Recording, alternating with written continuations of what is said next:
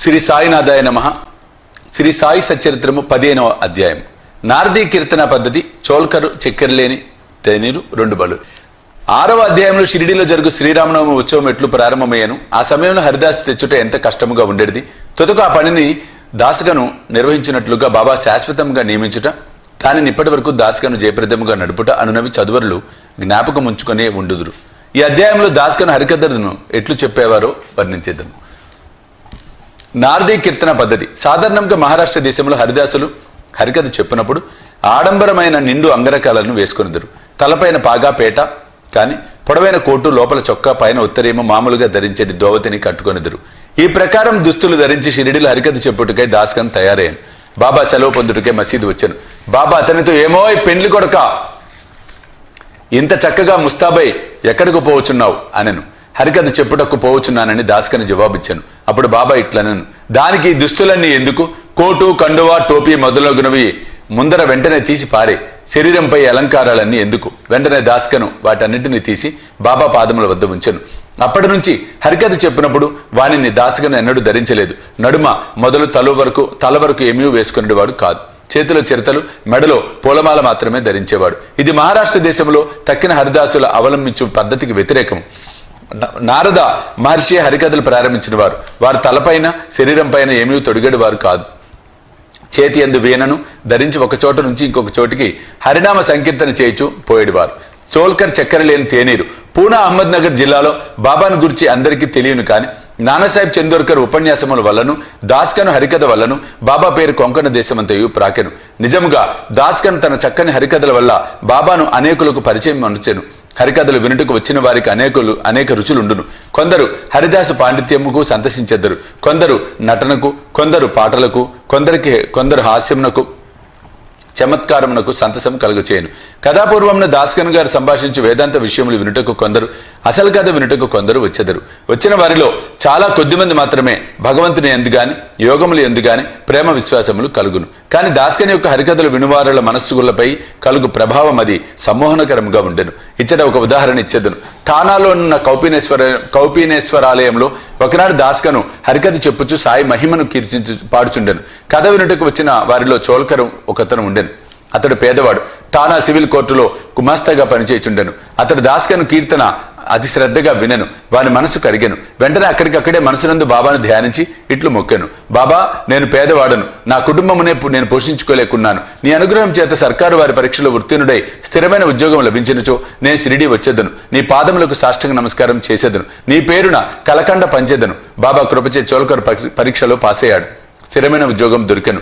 కనుక మొక్కు చెల్లించవలసిన బాధ్యత ఎంత త్వరగా తీర్చినచో అంత బాగుండును అనుకున్నాను. చోల్కర్ బేదవాడు. వాని కుటుంబం చాలా పెద్దది. కనుక షిరిడి యాత్ర చేయుటకు ఖర్చు పెట్టుకోలేకుండెను.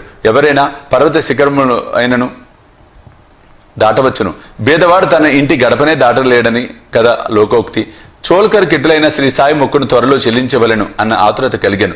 కావున తన సంసారమునకు అగు ఖర్చులను తగ్గించి కొంత పైకము మిగల్చవలను అని నిశ్చయించెను. తేనీటిలో వేయు చక్కెరను మాని ఆ మిగిలిన ద్రవ్యమును దాచుట ప్రారంభించెను. ఈ విధంగా కొంత ద్రవ్యమును మిగిల్చిన పిమ్మట షిరిడీకి వచ్చి బాబా పాదములపై పడెను.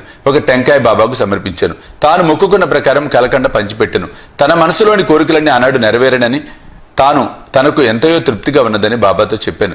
చోల్కర్ బాబుసాహెబ్ జోగ్ గృహం నందు దిగాను. అప్పుడు వీరిరువురు మసీదులో ఉండిరి. ఇంటికి పోవుటకై వారు లేచి నిలువగా బాబా జోగును పిలిచి ఇట్లనెను, నీ అతిథికి టీ కప్పులలో విరివిగా చక్కెర వేయి. ఈ పలుకులలోని భావమును గ్రహించిన వాడే చోల్కరు మనసు కరిగెను. అతడు ఆశ్చర్యమగ్నుడయ్యను.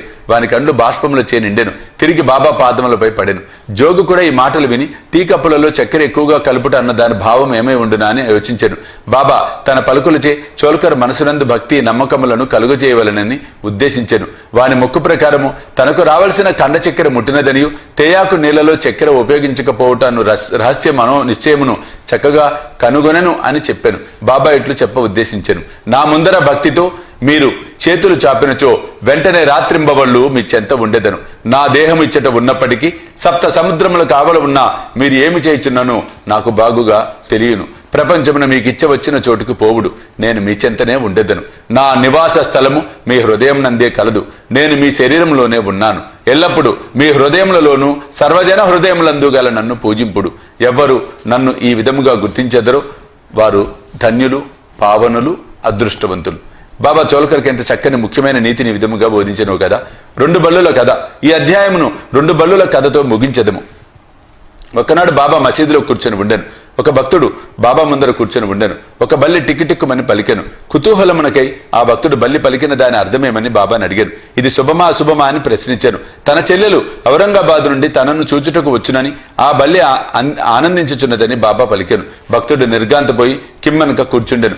బాబా పలికిన దానిని అతడు గ్రహించలేకుండెను. కొంత తడవైన పిమ్మట ఔరంగాబాద్ నుండి ఎవరో గుర్రముపై బాబా దర్శనముకై షిరిడీకి వచ్చిరి. అతడు ఇంకను కొంత దూరము పోవలసి ఉండెను.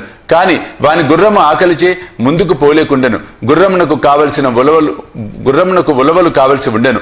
తన భుజంపై ఉన్న సంచిని తీసి ఉలవలు తీసుకొని వచ్చుటకై పోవునప్పుడు దానిలో ఉన్న ధూళిని విదిలించెను. అందులోండి ఒక బల్లి కిందపడి అందరూ చూచుచుండగా గోడనెక్కెను. ప్రశ్నించిన భక్తునికి అదంతయు జాగ్రత్తగా గమనించమని బాబా చెప్పాను. వెంటనే ఆ బల్లి తన సోదరి వద్దకు సంతోషముగా పోయెను. చాలా కాలము పిమ్మట అక్క చెల్లెళ్ళు కలుసుకొనిరి. ఒకరినొకరు కౌగలించుకొని ముద్దుడిరి. గుండ్రముగా తిరుగుచూ అధిక ప్రేమతో ఆడిరి. షిరిడీ ఎక్కడా, ఔరంగాబాద్ ఎక్కడా? గుర్రపరవుతూ ఔరంగాబాద్ నుండి బల్లిని తీసుకొని షిరిడీ ఎట్లు వచ్చాను. రాబోయే ఇద్దరు అక్క చెల్లెళ్ళు కలియుదురని బాబా ముందుగానే ఎట్లు చెప్పగలిగాను. ఇదంతా బహుచిత్రంగా ఉన్నది. ఇది బాబా సర్వజ్ఞుడని నిరూపించుచున్నది. ఉత్తర లేఖనము. ఎవరైతే ఈ అధ్యాయంను భక్తి శ్రద్ధలతో నిత్య పారాయణం చేసేదరో వారి కష్టములన్నీ శ్రీ సాయినాథుని కృపచే తొలగును. 15వ అధ్యాయం సంపూర్ణం. సద్గురు శ్రీ సాయినాథ అర్పణమస్తు. శుభం భవతు.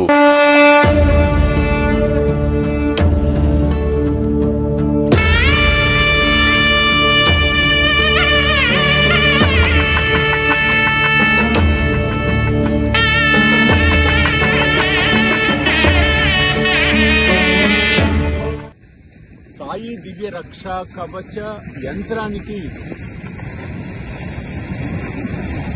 స్వర్ణ కవచం, స్వర్ణ తాపడం మనం చేయించబోతూ ఉన్నాం.